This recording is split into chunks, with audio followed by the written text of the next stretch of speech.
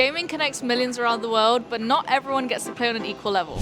So today we're at the Virgin Media Gamepad and we'll be diving into everything gaming and disability, exploring representation, accessibility and everything in between. Do you think that the gaming industry is inclusive as it stands? So of course games change, games become more inclusive and everything, so yeah, I think it's quite inclusive. Yeah, I'd say so. I think more than other industries, it tailors to a vast range of people. Yeah. I think a lot of games, they focus on accessibility, so if you're disabled you can still play it, which is really cool. Yeah. Nice. Have you seen any games that are particularly accessible or that have included disabled people? Not really, no. I can't think specifically, but I think certain games now, maybe I've seen certain characters, they incorporate people with a disability. I am Luke, the design manager here at Purple Go. I am autistic. Personally, in the way that my disability interacts with gaming is that I prefer quite generally slower games. My first ever gaming experience was actually on holiday when I was 3 years old. My name is Richard, I'm the Senior Paid Social Exec at PG. I've been playing games ever since I was a child, starting from GameCube to Nintendo 64, PlayStation 1, PlayStation 2. I spent a lot of time in my youth in hospital as I was diagnosed with osteomyelitis, which was a bone disease. And playing games was, my escape from, reality. It also introduced me to friends at the hospital and, it just made my experience more joyful. So today we are going to be playing some Super Smash Bros. Ultimate. We want to talk about how games interact with disability, what has the industry done so far in terms of making accessibility adjustments for disabled gamers, and what can the industry do in future to improve this even further. I think there's quite a lot of times where neurodivergent gamers have put a lot of self-representation into games. So it might be that I see neurodiversity in a character, but they're not necessarily said to be disabled in the game. And I think that's quite a nice thing, because instead of the company having to say, oh, this character is necessarily neurodivergent, I can see myself in them, and that for me gives me a sense of belonging in certain game franchises. Over the years, inclusivity has increased, it's got better. We've seen more representation in terms of more skin colors, more body types, more things like that. I don't think we see enough in terms of disabilities. A lot of the times, a lot of characters or side characters would be disabled, but there'll be never any main characters. I would like to get rid of the narrative that all gamers are lazy and antisocial and that they sit in their basement all day.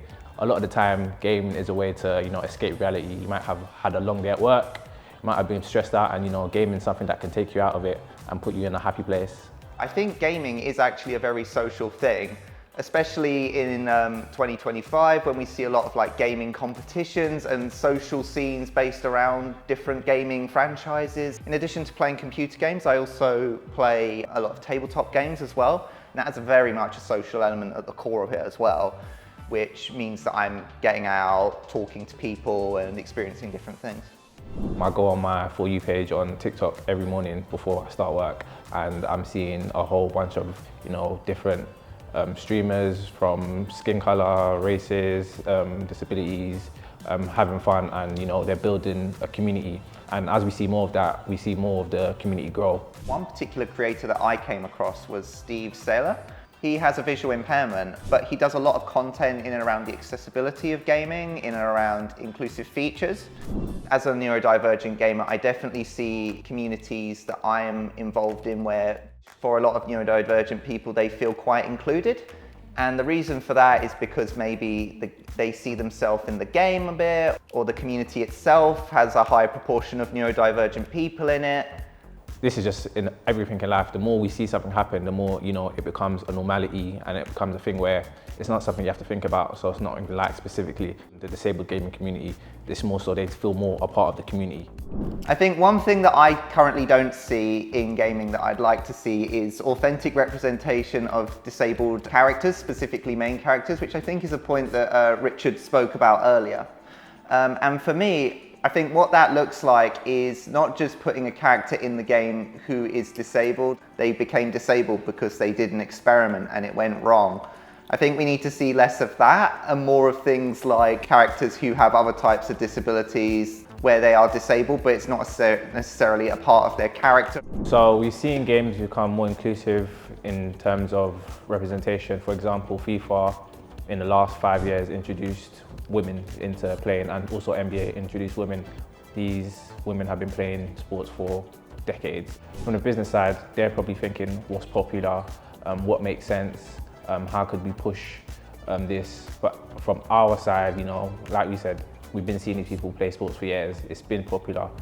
These corporations aren't helping by only, pushing it when it's at its peak. If anything, including them earlier would only bring popularity to them, bring more eyes to them. You target different people, you expand your market. One game that I can think of where we saw this recently was Dragon Drive, which was introduced on the Switch 2, which is the first time that I can think of where we've really seen a wheelchair basketball game introduced as essentially a release title on a console. I can't think of another time that a disability sport has been done that way in gaming.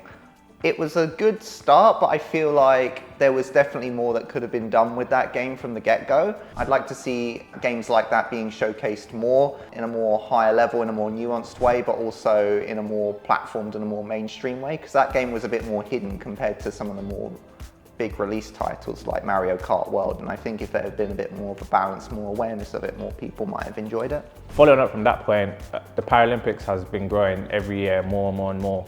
In 2021, the first and only official Paralympic game was the Pegasus Dream Tour, which was only released on a mobile, and it was only out for about a year before it closed down. I believe, the Paralympic has a huge market with more eyes on it every single year. Introducing a game like that to a main platform like the PlayStation or to an Xbox or to the Nintendo Switch should do huge for the community. You'll bring more eyes to it, you'd open the market, you'd have a lot more people that probably don't know much about disabilities playing it and figuring out more, trying to learn more, trying to find out more, and just be more aware to things like that. One game in particular that was quite a standout in terms of accessibility features was The Last of Us 2. It had many different accessibility features that were for many different gamers. It meant that it had quite a lot of good publicity from the disabled community, from the fact that it was a game that they knew from the get-go that they could interact with. I think at the very least, games should probably have accessibility as standard in the same way that websites and other digital media does. What I've never seen is when, doing promotion for advertisement for a game console, I've never ever seen them include any type of other controller. It's just always the typical standard. So getting more eyes on that would be useful rather than, people having to go online and research it themselves. I personally like RPGs because they're slower, and it means I've got more time to sort of interact with the plot line and to see how things are going, and I can make decisions on a pace that's better for me. General rule that I have for games is the fewer buttons I have to press, usually the better it is for me. Companies can make their worlds more accessible. I think part of that can naturally follow on from having more accessible characters within games.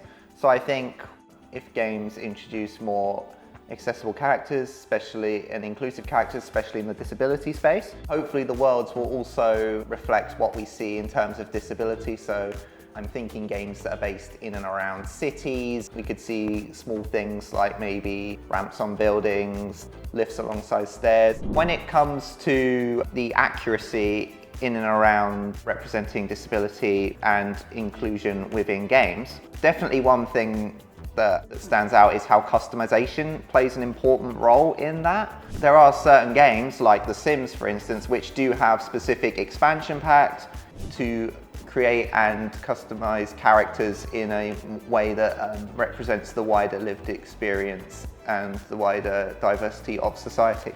It all starts with effort and putting the right foot forward. Companies like Nintendo have joined the Accessible Gaming Initiative, which is an industry effort to standardize accessible gaming. Things like that other corporations could do, just to get the awareness out there and making sure that they're doing the right things. Yeah, agreed. So gaming can be a great equalizer, but only if we design it that way. And at Purple Goat, we help brands play inclusively. So if you're a brand and you're in the gaming space and you want to make your games and your marketing more inclusive, reach out to us or fill out our contact form below.